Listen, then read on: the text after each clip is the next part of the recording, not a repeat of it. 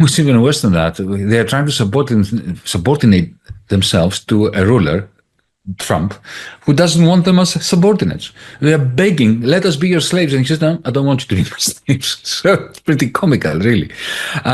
Look, the reason why we have fallen behind the technologies of the future, which are what? Green energy, which is solar panels and wind power and fusion, is because we haven't invested anything. Germany used to be the top-notch producer of solar panels in the year 2000, right? And what happened? They stopped investing it. The Chinese have overtaken them by 2 industrial revolutions, not just one. They are 2 industrial revolutions ahead of European manufacturers of solar panels. Similarly with electric vehicles. This idiocy that the Chinese are dumping cheap products because of the Chinese government's subsidies. This is all rubbish. They simply have technologies that we don't have in the European Union. Why? Because they have invested. We spent the last 20 years not investing.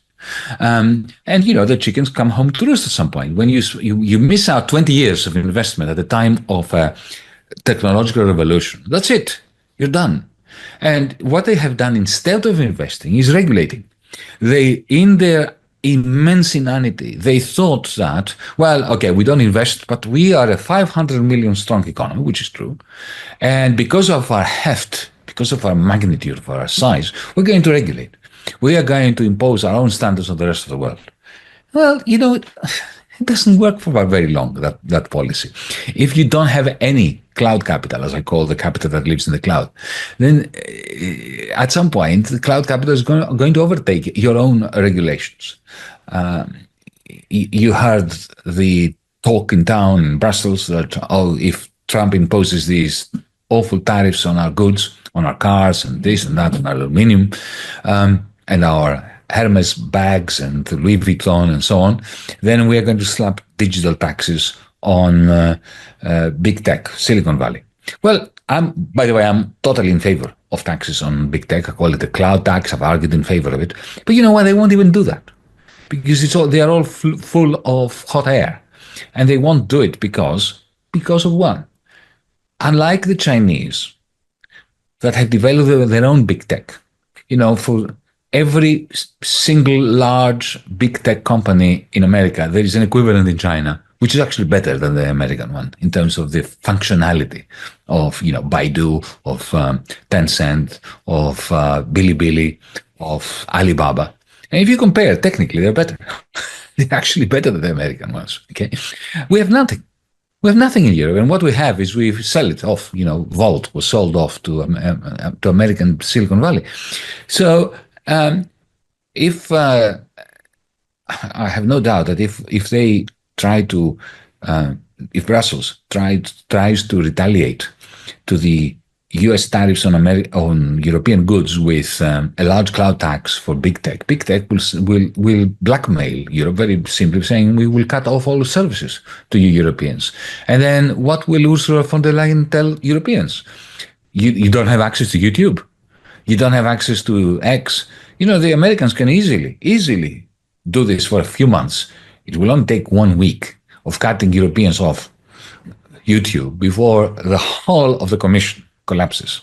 So these are all non-credible threats in our economic language. The US objective is the same since the Second World War, and that's global hegemony.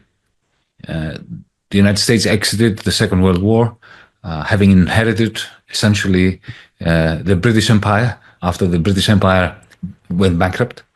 The Truman Doctrine went hand in hand with the Bretton Woods system. So essentially, it was all about maintaining the very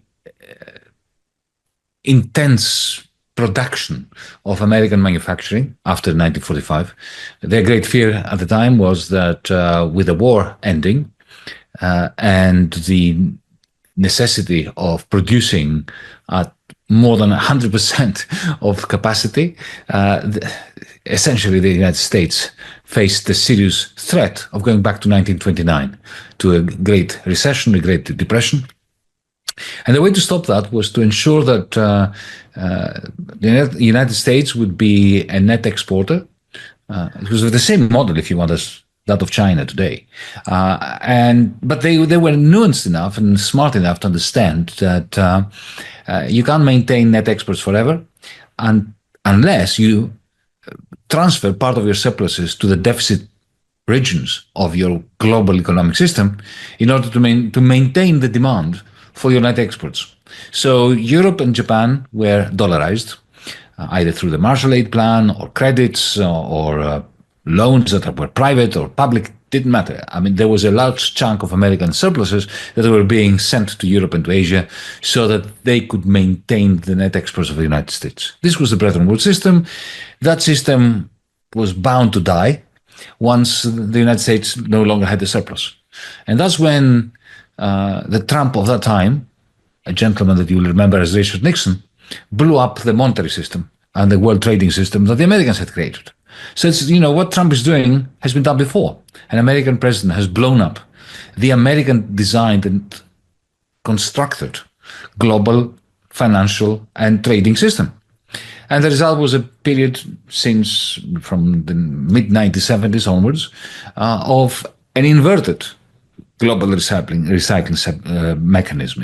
Instead of American surpluses being recycled to the rest of the world, American deficits provided the massive aggregate demand which was necessary for the German economic miracle to continue, for the Japanese economic miracle to continue, then for the Chinese economic miracle to take root and to grow.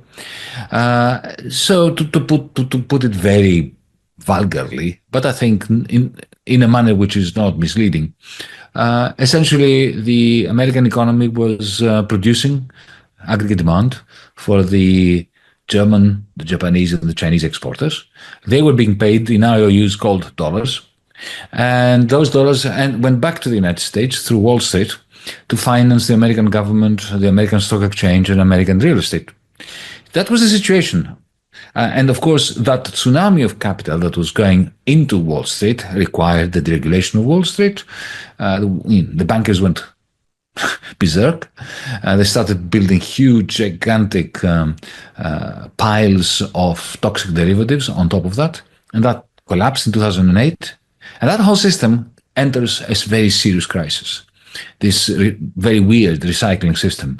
And, the combination of socialism for the bankers, that's quantitative easing, money printing for the bankers, and austerity for almost everybody else, the vast majority, that created a very significant collapse in investment in the United States, in Europe.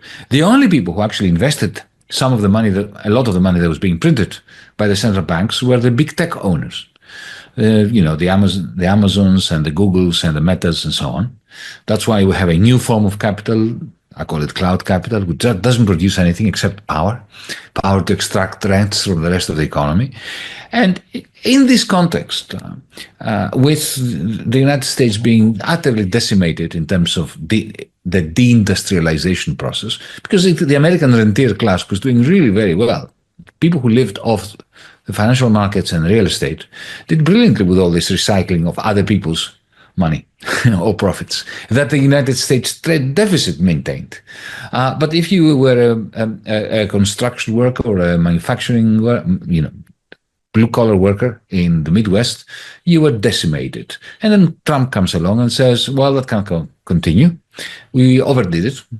And I'm going to make America great again. In other words, I'm going to rebalance the disproportionate relationship between the dollar world and the American manufacturing capacity, which became totally disproportionate. To put it differently, American finance, the dollarized world, became a gigantic parasite that was parasitic on a tiny little organism, American manufacturing, which was shrinking.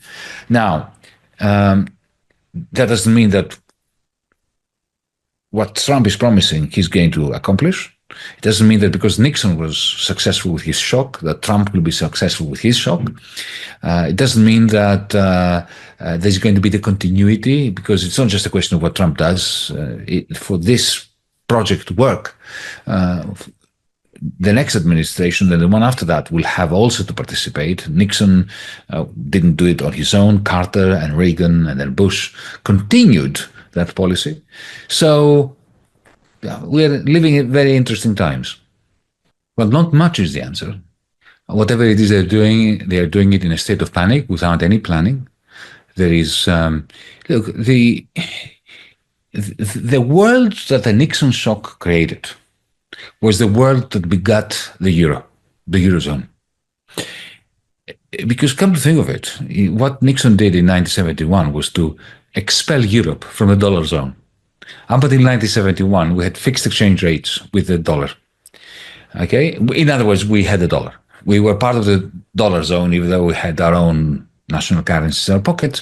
You know, think about it. For 20 years, we didn't have to check the exchange rates because they were the same. Interest rates were more or less, between 4 and 5% constant. It was a magnificently boring world. It was the world in which the German manufacturing machine became so substantially successful. And you know what the Americans did in 1971 was to chuck us out. They threw us out, effectively, to the wolves. Remember the US Treasury Secretary who visited on behalf of Richard Nixon, the Europeans in 1971, John Connolly, who went around and said, I don't care what your problem is, mate. The dollar is our currency, but it is your problem. And in a state of complete panic back in the 70s, the Europeans they started attempting to create their own Bretton Woods system, their own fixed exchange rate regime. The reason why they needed it is because the European Union, Glenn, was constructed like a cartel of big business. I mean, the first name was the European Communities of Coal and Steel. So it was like what OPEC does with oil. They wanted to do it with coal and steel. That is to limit competition, to have steady prices, agreed prices, cartel prices. And then, of course, they brought in the farmers with the Treaty of Rome, to whom they offered a chunk of the profits of heavy industry. That's what the common agricultural policy is. Now, for a cartel to work, as we know from OPEC, they need to have a common currency or fixed exchange rates. Because if the exchange rates fluctuate, it's really very hard to keep the collusion going. Because in a cartel, as we all know, and our students know from Economics 101, cartels are unstable. They are centrifugal forces. And if you allow for prices to vary because exchange rates vary, then you can't maintain the cartel. So Europe needed that construction, cartel-like construction of the European Union required a common currency. So we went into this process of, first it was the snake, if you remember, then it was the European monetary system, then it was the exchange rate mechanism. Everything we did failed. And so we decided we will federate our money, create a common money, the euro. But in the process, we forgot to create a common treasury. We forgot to create the democratic institutions that can manage the monetary policies in a way that is remotely democratic. The result, of course, was the euro crisis. And how did they deal with the euro crisis? By means of unbelievably harsh austerity and a lot of money printing, which of course meant that Volkswagen didn't invest anything. Because if they get all of this free money and the customers don't have money to buy expensive Volkswagens or Tesla-like machines, new generation cars, then they don't invest in that. They take the money that the ECB printed, they go to the Frankfurt Stock Exchange and they buy their own shares back. The share price goes up. The directors of Volkswagen make a mint because their salaries are linked to the share price. And for 15 years, we had no investment. Meanwhile, the politics becomes toxified because when you are applying austerity on the German people, the French people, the Greek people, and so on, so now everybody hates everyone. You go to Europeans, even progressive Europeans, and you say to them, how about we federate now? They say, go away. Just go away. Just don't tell me about this. People that wanted a European federation some time ago. Right? So the politics has become toxic. There is no coordination. We have no leadership. And once upon a time, I'm famously opposed to somebody like Angela Merkel, right? But at least she was a leader. At least she had political capital. Now we have headless chickens running around, like, this guy Merz, who failed even to get elected first time around as Chancellor of Germany. We have Macron, lame duck. When I was in government, there was a very severe clash between the North and the South. Now we have an even worse clash between the East and the West. Why am I telling you all this? Forgive my long-winded answer, but your question is, how is Europe responding to the Trump shock? Well, it's not, because to respond, you need to have a coherent political decision-making center, and we don't. You have Merz, who wants a free trade agreement with Trump. That's falling right into the trap that Donald Trump is setting up. You have Macron, who doesn't want that, who wants something else. Neither Merz nor Macron have any power over the European Commission. You have Ursula von der Leyen, that has created a tiny little cabal around herself. She has no legitimacy, no democratic support from anyone. She's concentrating power for herself, doing really idiotic things that have absolutely no connection with the real problem that Europe has, which is, we are missing something like 600 billion a year in terms of investment. We have an investment shortfall of 600 billion a year, and nobody's talking about that. And when they do, I don't have much hair, but the little hair I have, I pull it out, because they're talking about military engines. They're going to buy tanks and torpedoes, and I don't know what other idiotic ideas they have as to what they're going to purchase. This is not going to bring about growth. It will grow the share prices of Rheinmetall and Alstom and so on, but it's not going to do anything macroeconomically significantly for Europe. So the short version of the answer to your question is that Europe is falling behind. The Chinese are the adults in the room. They're the ones who are responding in a very conservative, rational, sensible manner. And they have a plan. And the Europeans don't have a plan. And the plan which we primarily lack is a macroeconomic and an investment plan. That's the only thing we don't have. Everything, all sorts of other plans we have about regulations, about so what we really need, we don't have. And we're not even working towards having it. So allow me to say that three things that should have been done yesterday, but at least let's do them today. But I don't think it will be done. But let me tell you what they are. Well, firstly, don't do anything with regard to Trump. Don't go to see him. Do not retaliate and do not go begging for a trade deal. Just ignore him. Instead, open a communication line with Beijing. I'm not saying that we should become vassals of Beijing in the same way that we were vassals of the United States. No, but coordinate. Firstly, do away with all of the tariffs that the European Union imposed on China at the behest of the United States. There were, those tariffs on solar panels, for instance, were imposed upon us by Washington. Washington called up Brussels and said, you put these tariffs on the Chinese because we're at war with the Chinese. Well, the Americans are at war with us. Why should we be at war with the Chinese because the Americans are at war? We need solar panels. They make really good solar panels very cheaply, right? So let's actually buy them without making our own people in Europe pay through the nose for something that we actually need, right? Point number one, do away with the tariffs that were imposed by Europe on behalf of the United States. Secondly, coordinate between the European Central Bank and the Central Bank of China a common stimulus program, because both China and the European Union, we need a coordinated stimulus in order to fend off the recessionary waves that are coming our way as a result of the impact of Trump's tariffs on world trade. Thirdly, find ways of collaborating on joint production. We've done this before. It was Siemens and Alstom who went to China and helped them build railways, which are now much better than ours. Okay, why don't we have the same thing? Why don't we have joint ventures between Volkswagen and BYD to produce electric cars in Germany, for instance? So that's the first thing I would do. The second thing I would do is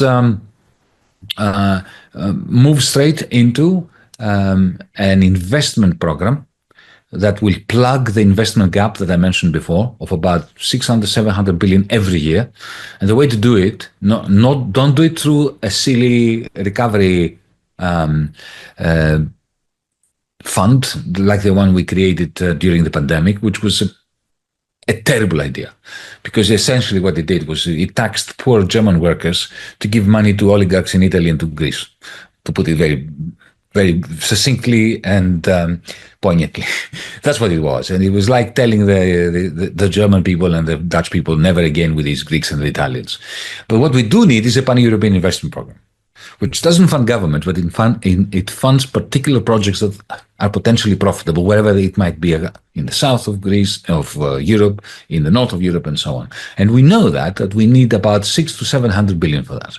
Now, there's no time to have this discussion about Eurobonds and a federal treasury, because, as I said before, this discussion has been poisoned a long time ago. But we have the European Investment Bank, which issues bonds. Well, give them a green light to issue 600 billion euros worth of bonds every year for the next 5 years, let's say, and have the European Central Bank declare that if needs be, it will step in the secondary markets and buy them, which means that the EIB bonds that I'm proposing are going to have interest rates of less than 2%, maybe less than 1%. Because they will be so safe if they have the ECB behind them. And you take these 600, 700 and you throw it into the technologies that we are so lacking. And you do it at a pan-European level. And you don't even do it through the governments. You do it through, a European program for investment, like the Marshall Aid Plan was an American program for investment. So that's the second thing I would do. And the third thing I would do is I would create a digital wallet at the ECB for every European citizen. You can download it from the Android or the Apple Store or whatever, like the Chinese can, because the Central Bank of China has provided the Chinese with a free digital bank account. What you get is any money you have there on that wallet collects the overnight rate of the central bank, which is magnificent, a fantastic way of competing with awful commercial banks that underpay their savers and overcharge their borrowers. And suddenly you have this amazing new digital realm of free payments, cross-border payments. That's how you compete with the Chinese WeChat, with the Chinese digital currency. That's how you force upon bankers. You say to them, you no longer have the monopoly of the payment system. You want to provide good services to customers, do it. It is imperative that we do not place China and Russia in the same basket. They're very different kettles of fish, very different. The collapse of the Communist Party in the Soviet Union, which was very painful for people like me, primarily because the working class of the Soviet Union did not rise up to defend a system which supposedly gave predominance to the working class, which means that it never really did give predominance to the working class. And the result was that essentially you had regime change. You had the United States directing the wholesale privatization of the Soviet economy, which meant that within days it became an ironclad oligarchy. Because when you give pieces of paper, little shares for every corporation that was the Chubais plan, essentially giving tiny little portions of the ownership of the means of production to the people who are starving, who can't put food on the table, they will sell those pieces of paper to the highest bidder. So in the end, 10 oligarchs bought the whole of the former Soviet or Russian economy. And you have effectively an industrial feudalism. An oligarchy that was particularly fascistic in its behavior. You had the rise of Putin, and you had the massacres of the Chechens. You had a society where average life expectancy for men dropped from 77 years to 53. That has never happened even during the Second World War. So that's Russia. China is totally different. There was no regime change in China. Yes, you're completely right. I would suffocate in a regime where I cannot express my views. I cannot criticize the government. I can't criticize the president without fearing that, that will disappear overnight. That, to me, as a radical Democrat, is unacceptable. But at the same time, China is a remarkable experiment in progress. I've been there a number of times, and what I see makes me very optimistic. Not fully optimistic, but compared to other places, I think that it is quite fascinating. On the one hand, you are completely right. You have unacceptable limits on free speech. You have authoritarianism. You have people languishing in prison because of their beliefs. Totally unacceptable stuff. But at the same time, if you go into any municipality in Shanghai, in Shenzhen, in Guangzhou, in Beijing, you enter the municipality building, which, I mean, in these huge cities, the building is very large, believe me. And on the first floor, there are all these conference rooms, and you see there boisterous debates happening between citizens' assemblies, within citizens' assemblies. So there is a absolute payment system that I mentioned. The banks of Frankfurt and the banks of Paris are going to decapitate any politician who suggests that, because essentially you are taking away their monopoly over the payment system. When I proposed that in 2015. I was not only demonized, I was, as I said, discursively decapitated. All sorts of rubbish was being published all over the place, sponsored by bankers who really wanted to bring me down, to annul me as an entity, because it's a lot of money for them. When it comes to organizing creating this investment program, look, my view on this is that the German financial and industrial establishment has not acquiesced to the euro yet. We've had the euro since 1992, almost, since the Maastricht Treaty, right? But they have not really accepted it. They have accepted, but they want to maintain their right and opportunity to leave the euro. That is the German establishment. They've allowed us to use their Deutschmark in the form of the euro, but they want to be able to pull the plug and get out, which means they can't have this much common debt. So the reason why they say no to common debt, which means they can't have a common investment program, is the right for Germany to get out of Europe. Even by the staunchest of Europeans who don't want to get out of Europe, because they understand, and this is not an irrational idea on their part, that the way to have maximum influence within Europe is to have an exit strategy, right? When the Italians and the French don't, because they are deficit countries. That's what gives them more power than the deficit countries. But the moment you're locked into common debt, it's the reason why California cannot leave the dollar union, because it's impossible to know which part of the American sovereign debt corresponds to California. So there you are. This is my psychoanalysis, if you want, of the reasons why they're not doing that which deep down they also know needs to be done.